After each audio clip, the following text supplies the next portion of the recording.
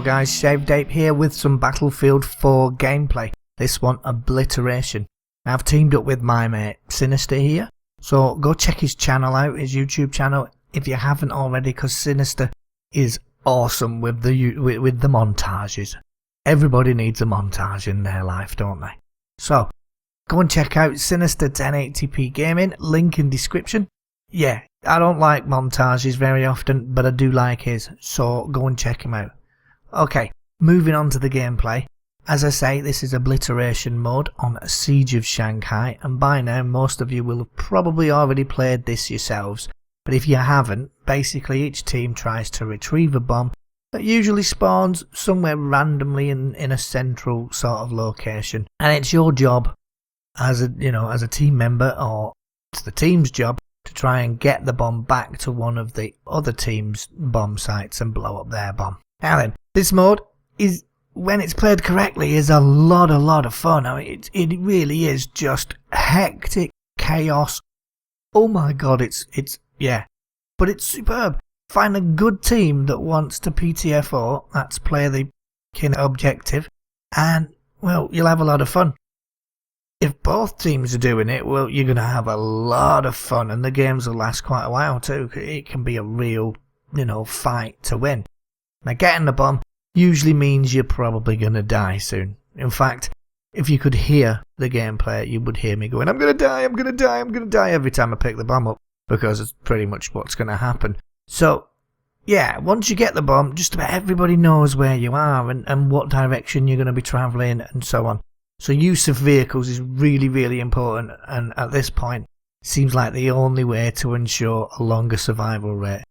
Get it right, and you'll get to plant the bomb, and of course save the day and all that good stuff. Now Sinister and myself both planted a bomb at least once and had it defused, so while time is short, it's not too short for them to defuse it if they get to the bomb quickly enough. On my first attempt, I couldn't believe I got away with it. I went up the tower, in the lift, ran straight out the broken window, parachuted down towards the bomb, planted it, thought, yes, you can't believe how good I felt as well. Sadly, after all my epicness, some fucker came in, shot me, disarmed the bomb. Now I did redeem myself by planting it once or twice, and the second one, well, the round ended and our team won. So yay me, and Sinister, and my team. Now unfortunately, while you can see what's happening, you can't hear what's happening, because, well, I hadn't set up dxtory correctly. I decided to add another GPU to my system, so I went for the same GPU as the one I already have, which is a Sapphire HD 7970 GHz edition from ATI and Sapphire. It's a good card, and I get relatively good frames with it anyway in most games, and I've bought AMD for some years now, and partly because, yeah, it's cheaper, but partly because despite it being cheaper, they never really fall that far behind the Intel and Nvidia stuff, so, certainly not in benchmarks anyway. You're not going to, 5 or 6 frames, who gives a flying fuck if you get 5 or 6 frames more than me? Anyway, so, yeah, I'm not getting into the whole Intel versus AMD debate. Buy what you like, I'll do the same. But as I say, I didn't set up dxtory correctly because I had to do lots of fucking about and then reinstall dxtory, but more on that in a little while.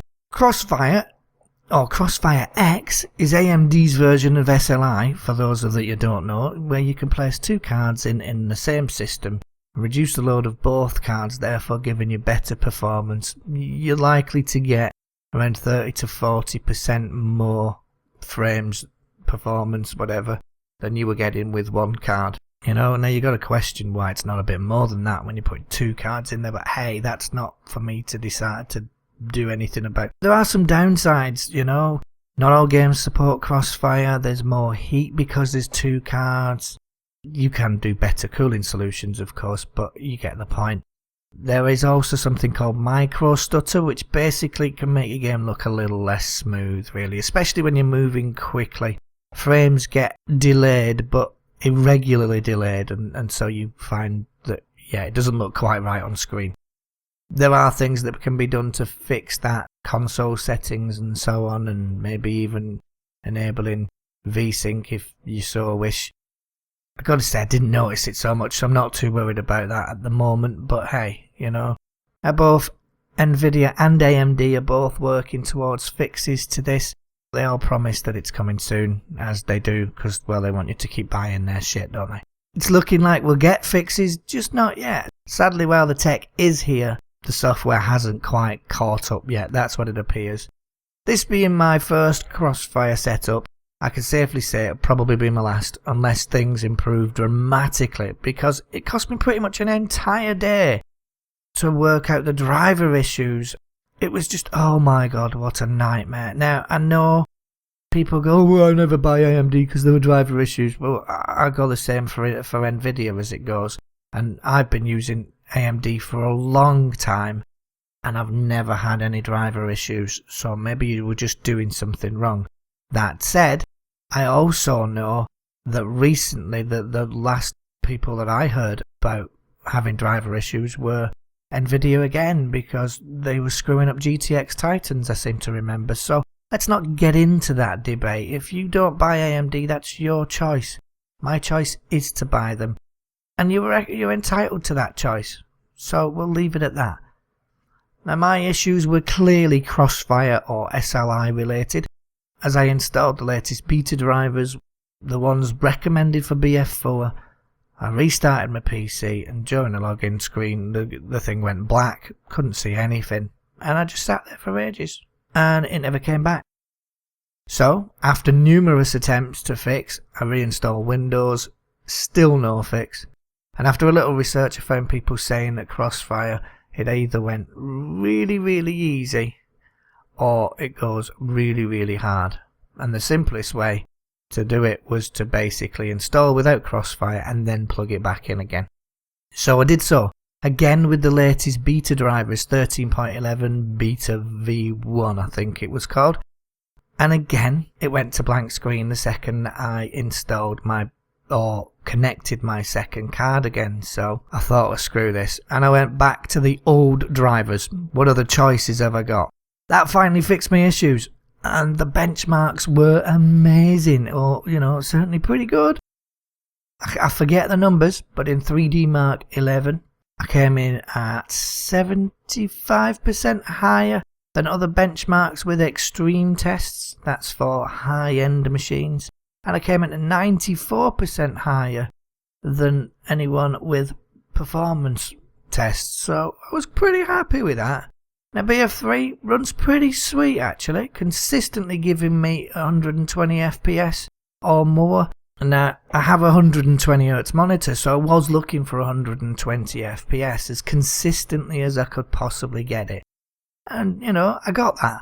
BF4, well, that actually runs better without Crossfire enabled, but I'm not using the recommended drivers, so therefore it's not had the tweaks for Battlefield 4. And, well, Battlefield 4 is in beta. And yeah, pains me to say it, but it might not get that much better. You know, let's wait and see what happens after the beta. So all in all, should you consider a Crossfire or SLI setup? Well, I'm going to say no. You know, don't do it. It's more hassle than it's worth. Having read lots of articles on this in the last day or so, I am clearly not the only one that feels this way. And I'm sorry, AMD and Nvidia, if you want people to stump up the extra cash, you're gonna have to get the work done and get it done quickly. Promises are great, but actions speak louder than words. Do you know what I'm saying? So, yeah, give us working drivers that make our cards work better and work well without the hassles just because we've got two of them. Now, I also picked up an Avermedia Live Gamer Portable. I'll put a link in the description for you, but basically this little box will allow you to record your games from console as well as from PC, and it's designed to be portable. And it is! It's really light, it's a cool little box that you can shove in your pocket, and it'll easily fit in your pocket as well. Now, you can record without the need for a PC. You can capture directly onto an SD card that goes in a slot on the end of the little box. What a cool feature! It's a really clever little box. Quality wise, it looks good too. It captures at 30 FPS, which is all you're ever going to be able to show on YouTube anyway. And it is capable of doing 1080p. Sadly for me, in order to use it, I have to play at 60 Hz. Not my screen's rated 120 Hz. And when that's not the end of the world as we know it, well, I paid a lot of money for a 120 Hz monitor. And I don't regret that for a second. I do see the benefits of it. And I like playing at 120 Hz. So I'm not going back. I'm just not. I'm not going back to 60. And it's a real shame because the little box, and it's a real shame that this little box isn't able to tell my PC that it's capable of 120. I'm not even sure if that's technically possible. But it'd be just great if I could get around it and not be scaled down to 60 whenever I want to record with it. Because I just won't be recording with it for that reason. Now, it will record directly to your PC without any loss of frames, and that's amazing. Straight to one of your hard drives that you designate. Brilliant. And if I could just figure out how not to lose my 120 Hz, I would be really happy with it. Unfortunately, I record everything, so it's not really an option for me to just go, well, I'll just turn it on when I need it. Because I do record everything. And I would always have to play at 60 Hz. I did try streaming with it, and that worked really well, and works fine. You know, sound, everything. Really, really clever. Nice, easy setup. You get a 3-month premium pass to XSplit thrown in as well, so that's nice of them.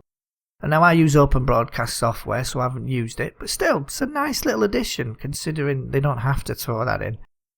12 months would have been nice. No, I'm kidding.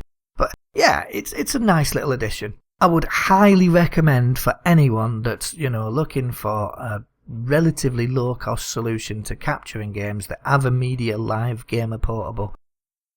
It doesn't hurt your frame rate. It's a great little box. It's really easy to use and get up and working. Just keep in mind that you'll be playing at 60 Hz. Now, I have read some cards will output separate refresh rates, and if you know your card does that, well then you're good to go. And you lucky. Yeah. So, enough free advertising from me. That's it. I'm going to leave the video there. I hope you enjoyed it. If you did, please leave me a like. Feel free to comment on this if you wish, or anything else, and I'll do my best to reply if I can. As always, thank you very, very much for watching and sticking with me, guys. I will see you next time.